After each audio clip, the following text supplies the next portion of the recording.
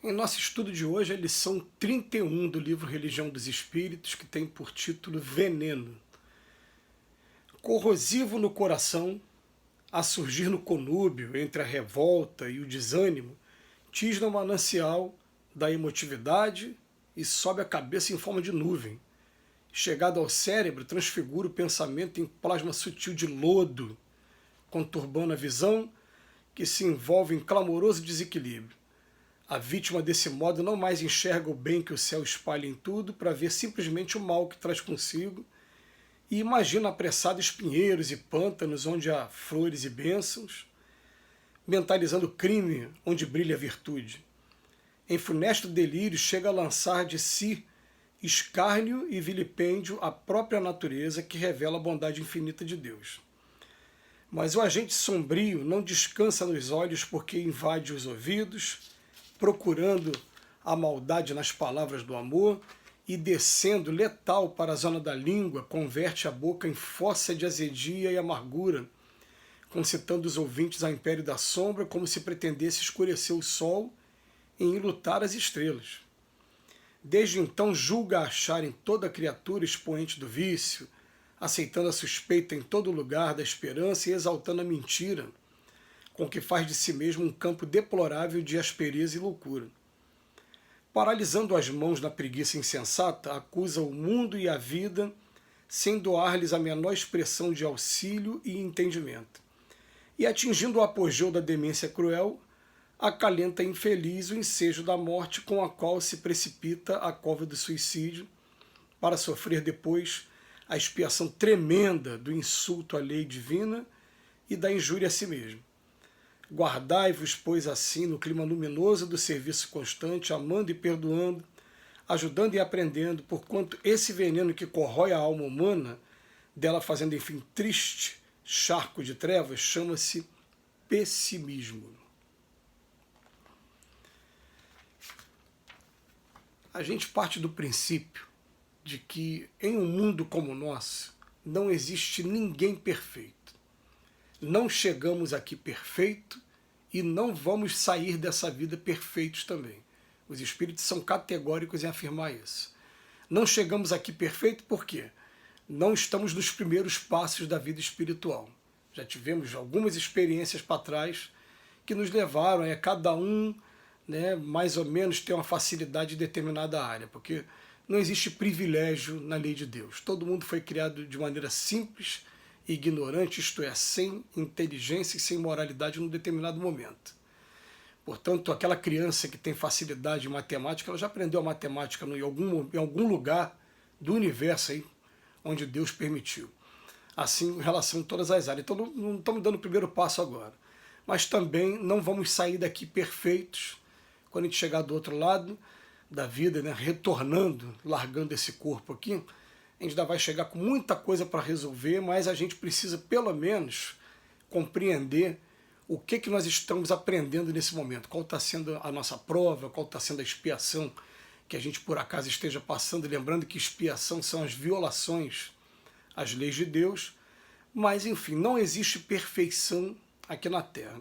Então, aqui na Terra, se alguém quiser olhar para mim e ver os meus lados positivos, vão enxergar lados positivos de acordo com o ângulo de cada um. Por exemplo, a pessoa que ainda não tem uma disciplina para o trabalho vai olhar em mim e falar: o Robson é disciplinado. Todo dia ele consegue fazer o vídeo dele.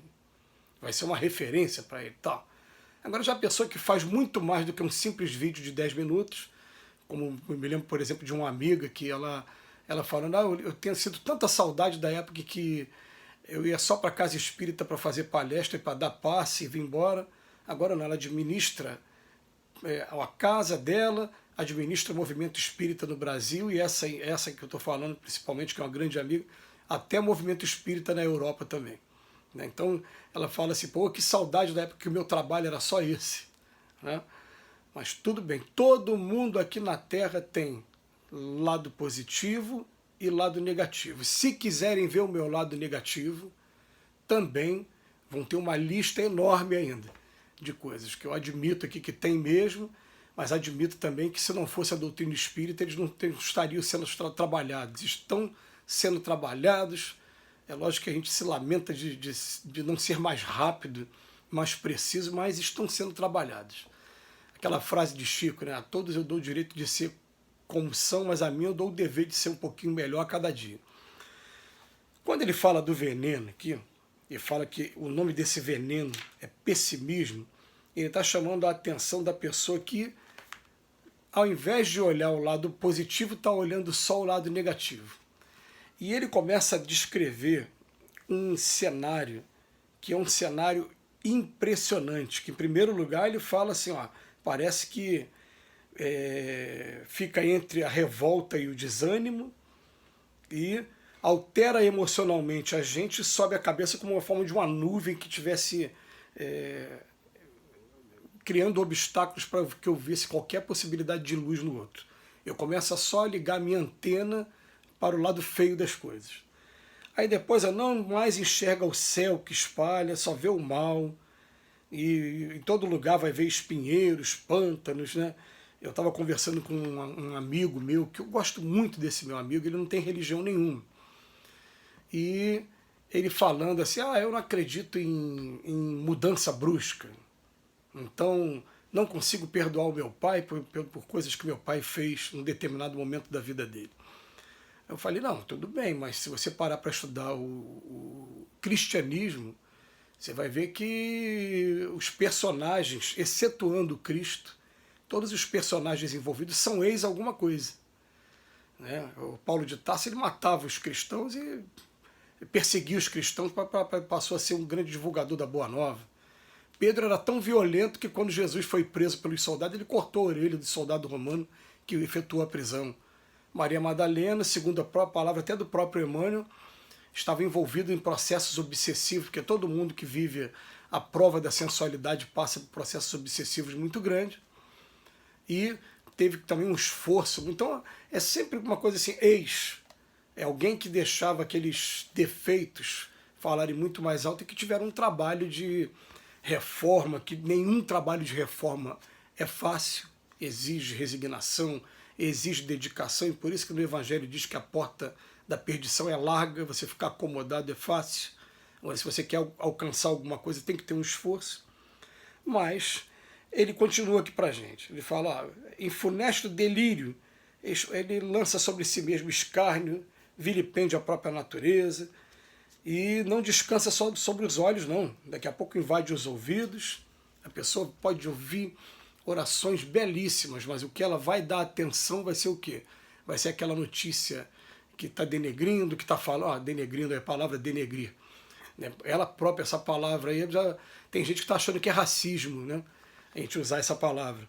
Mas enfim, aí ele converte a boca em fossa de azedia e amargura, concitando os ouvintes ao império da sombra, enfim. E desde então julga que toda criatura é expoente do vício. E, gente, se você tiver os olhos só para ver o lado feio das coisas, você vai olhar para todo mundo e vai ver rapidinho. E, pelo menos comigo, eu admito aqui com todas as letras. Não vai ter muito trabalho em reconhecer quais são os meus lados negativos. Eles estão bem expostos ainda. Estão sendo trabalhados, mas ainda estão expostos, já estão bem claros. Aliás, eu nunca tive pretensão nem de esconder isso. Eu sei que dos espíritos a gente não esconde nada. A gente tem a pretensão de admitir, assumir a responsabilidade dos erros e partir para um trabalho de reforma íntima. Esse aqui é o mais importante. Mas, olha o que essa pessoa faz. Ela, ao invés de ver esperança, e ela vê o expoente de vício.